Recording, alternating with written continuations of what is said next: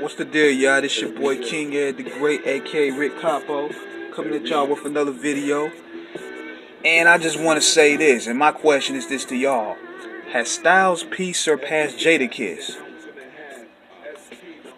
The reason why I'm asking this is because I was listening to Styles' new album, Ghost of All Time, and I gotta say this, y'all: Styles may have surpassed Kiss, not in terms of skill level only, but also in terms of creating music that can, transcend into albums.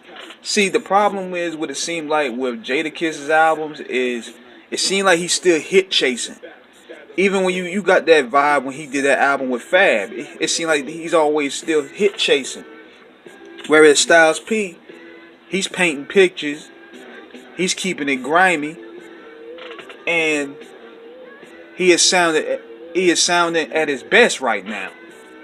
Even though he said he was going to retire years ago, Holiday came back and dropped a banger. I even felt like that back in 2002 when he dropped Gangster and Gentleman. Gangster and Gentleman was one of the hardest albums ever. Not because he went in there bodying 100 niggas up there, but because you seen different shades of his personality.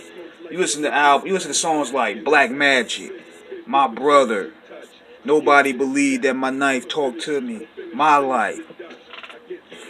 That album there was hard. Jadakiss' album, on the other hand, which was Kiss the Gang Goodbye, was a disappointment because he was hit chasing up there, and it sounded forced. It was also featuring too many people. Whereas Styles, it seemed like he just did him. Now Kiss may be a better spitter when it comes to the punchlines and the slick flow, but when it comes to delivering albums that's gonna stand out, man, Styles got it. And even though my man said that Sheik may got it, I'm gonna have to disagree with him. But Styles, he's the best at delivering albums at its consistency. But see, with Jadakiss, the best album he came with, to me, was The Last Kiss. Because with The Last Kiss, you start seeing shades of his personality showing. He ain't just no one-trick punchline pony. And you notice this too, before Styles dropped that album, Kiss didn't really drop a lot of consciousness in his music. But then after he dropped Gangsta and Gentleman, you start seeing the Y-type joints coming out. So Styles pretty much was the nucleus of the group, where he's kind of like what I would call the Ice Cube of the group, because he's bringing both sides, both political and street. Whereas Jadakiss, he's kind of like the charismatic one of the group, and Sheik is more like the MC Ren of the group, so to speak. So they all play together, because if you really listen to that Locks album, the Streets album, they was killing niggas on every song, literally. But after Gangster and Gentleman, it's like they started dropping more mature content in their music. And Kiss, he's slowly but surely incorporating that in his music.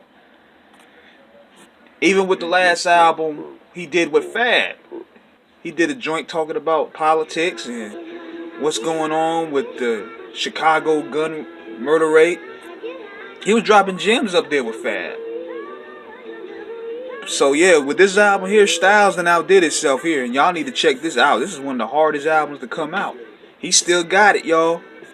Support these OGs, because they still carrying the torch. So my question to y'all: has Styles surpassed Jadakiss in terms of album making or skills? Let me know. Chop it up with me.